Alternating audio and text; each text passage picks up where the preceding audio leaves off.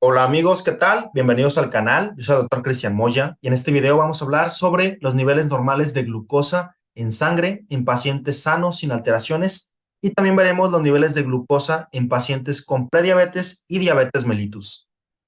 Antes de empezar a hablar directamente sobre estos niveles o estas cifras de glucosa, es importante señalar que los niveles de glucosa en sangre cambian constantemente durante todo el día y están influenciados por numerosos factores, incluyendo si una persona se encuentra en ayunas, si consume o no alimentos, si toma medicamentos para la diabetes, si realiza ejercicio o si se encuentra en una situación de estrés. Numerosos factores van a determinar estos niveles de glucosa y por lo tanto son cifras variables. De manera que si tú te realizas una prueba de glucometría y obtienes un resultado, ese resultado únicamente va a reflejar los niveles de glucosa en ese determinado momento y no va a representar un promedio de la glucosa durante todo el día. Ahora bien, existen numerosas pruebas para evaluar los niveles de glucosa en sangre. Las pruebas más utilizadas y más prácticas que se utilizan en pacientes son dos: la glucometría en ayuno y la prueba de tolerancia a la glucosa.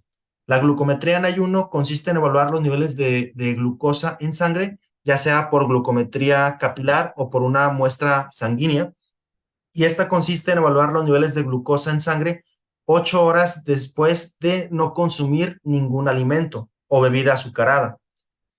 Normalmente se realiza en pacientes después de dormir y antes del desayuno.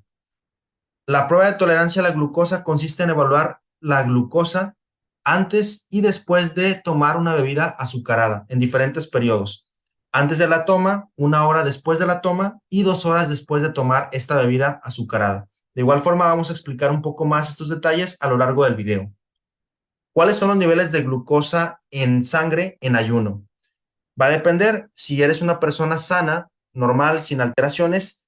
Estos deben encontrarse entre 70 a 100 miligramos por decilitro.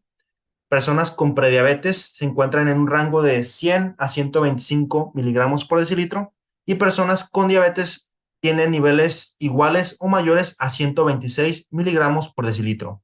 Importante señalar que el ayuno representa no consumir alimentos 8 horas o más antes de la prueba, de manera que el cuerpo se encuentre sin alimentos y estos niveles de glucosa reflejen ese ayuno.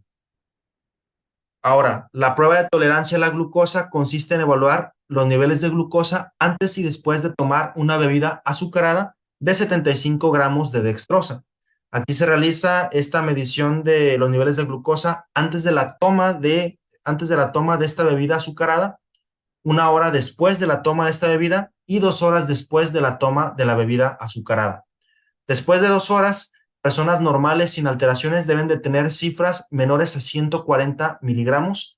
Personas en un rango de prediabetes oscilan entre 140 a 199 miligramos por decilitro y personas que se encuentran en un rango de diabetes tienen cifras iguales o mayores a 200 miligramos por decilitro. Importante mencionarles que el hecho de obtener uno de estos resultados no es suficiente para poder diagnosticar definitivamente la enfermedad. Si bien es un dato indicativo de que puedes padecer esta enfermedad, no es suficiente. Debes de realizarte pruebas complementarias que tu médico te va a ir señalando para poder diagnosticar definitivamente la enfermedad. Normalmente se utilizan dos pruebas complementarias. Si por ejemplo obtienes esta positiva, se tiene que realizar otra en otro momento para poder diagnosticar definitivamente la enfermedad. Ahora, ¿cuáles son las metas de glucosa en pacientes con diabetes? Estas cifras son cifras objetivas, cifras como metas que puedes tener para determinar si un paciente con diabetes se encuentra con un buen control glucémico o no.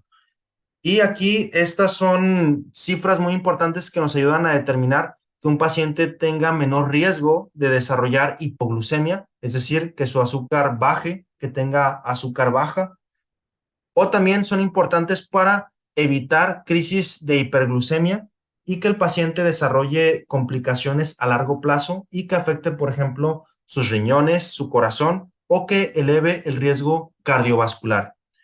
En personas que se mide su glucosa en ayunas y que tienen diabetes, para tener un buen control glucémico debes de tener entre 80 y 130 miligramos por decilitro.